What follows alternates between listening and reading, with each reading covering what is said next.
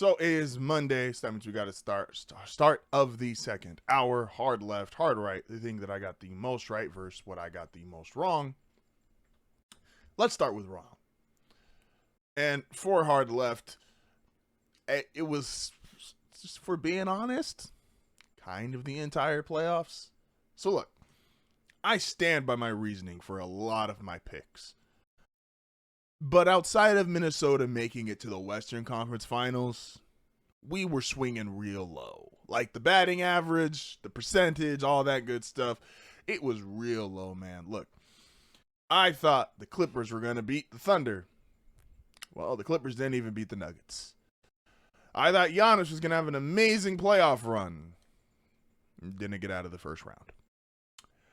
I did think the Timberwolves were going to be good and Anthony Edwards was going to have a great run. That part was true.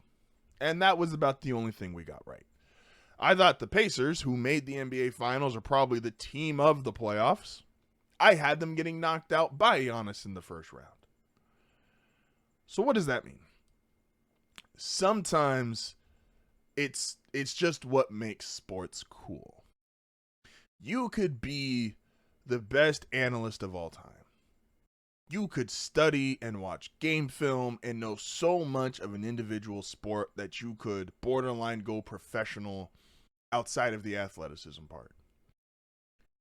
But what these playoffs taught me is it's just cool when you play the games.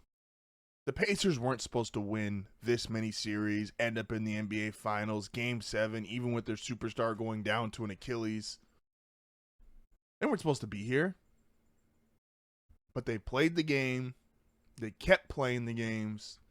They kept, as Tony said, Tony is the best line of the playoffs. Best line of the playoffs, and it's not even mine. They just keep running and shooting. And that was true all the way through.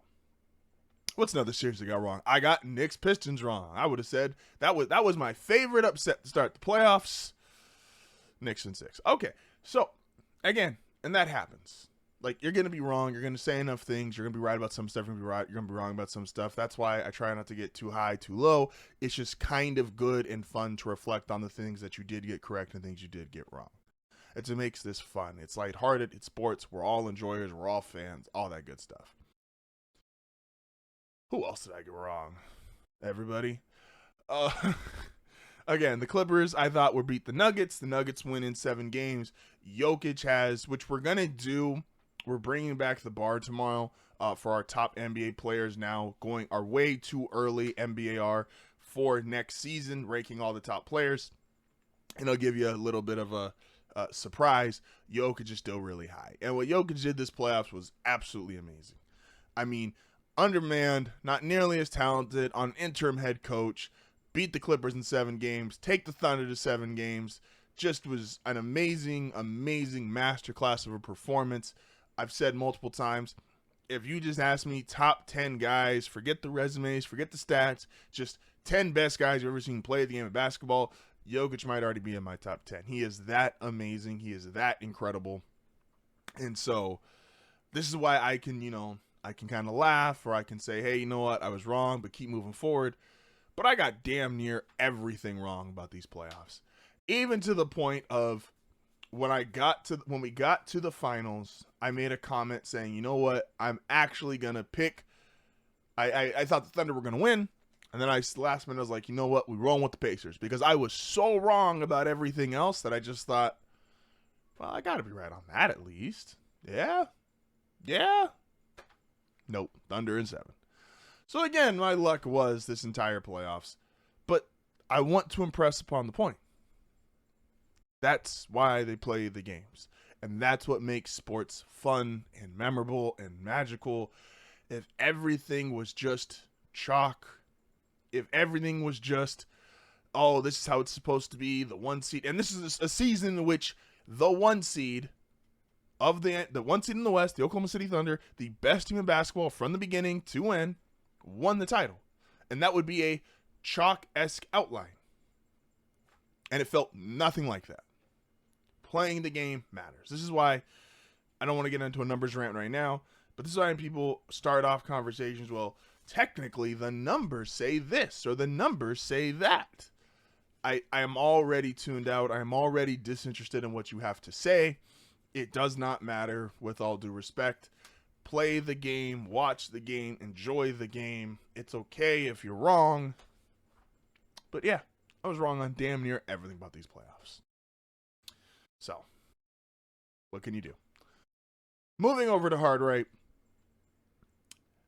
And it's only a day out, so maybe this is a little unfair. But it's been proving true that the Oklahoma City Thunder, despite winning the title and getting to tell everybody, hey, we're the best team in the world. Hey, we did it despite what people said. We're too young. We're this, that. They get all the credit in the world for that. And I started off the show giving them all the credit in the world for that. There is also something that's been following them around, which has been proven true. I know it's only a day out. This is not, despite the numbers, some all-time dominant team. Statistically, this would be one of the 3 or 4 best teams in NBA history, and the reality is they're just not. Now, some of that is unfair. We're going to talk about that more tomorrow morning. But this is just, people just watch this team. And I didn't want to come out here and be one of the people, like Colin came out and was kind of ripping him, saying, look, man, Chet disappeared, J-Dub disappeared for games, you know, SGA was their only consistent bucket, you know, they were young, they did all these things. Now, a lot of those are just, in my opinion, things that young teams do. But most young teams don't win the titles, so they deserve the respect for that. But I have yet to hear anyone give a truly convincing argument outside of just reading off some numbers on a stat sheet and going, oh yeah, this is one of the greatest teams in NBA history. They're just not. And I've stood on that in the social consensus, even post winning a title, when this is the time period where everybody gets off the most flagrant takes about a team. Post winning, every champion after they win feels like they're going to win the next, unless you have a unique situation where it's like an older quarterback in the NFL who knows about to retire. Like when Peyton retired from Denver, nobody thought Denver was running it back. A Kawhi situation in Toronto where you're like, okay, well, he's not there, so this isn't really valid to say that they're going to expect it to win another one. When the Celtics won last year, everybody was talking dynasty. When the Nuggets won, everybody was talking dynasty. When Giannis won, everybody was talking dynasty. Everybody was saying all this. Even the people that are saying dynasty with OKC right now aren't saying, oh, this team is better than the early 2000 Lakers with Kobe and Shaq. They aren't saying this team is, they're like Showtime good. Most people aren't even saying they're better than the Celtics, who most people will believe only didn't get back to a title because of the Tatum injury. Now, they were probably losing that series in the Knicks anyway, but there are people who are going to think, you know what, the Celtics were still actually the best team in basketball. The most memorable team, which we're going to get to them later in our next block, the Pacers might be the most memorable team from this run in the playoffs, considering what they did. So, the social consensus is that we all pretty much agree. The numbers say this is one of the best teams in the world, one of the best teams you've ever seen. No one's actually willing to call them that.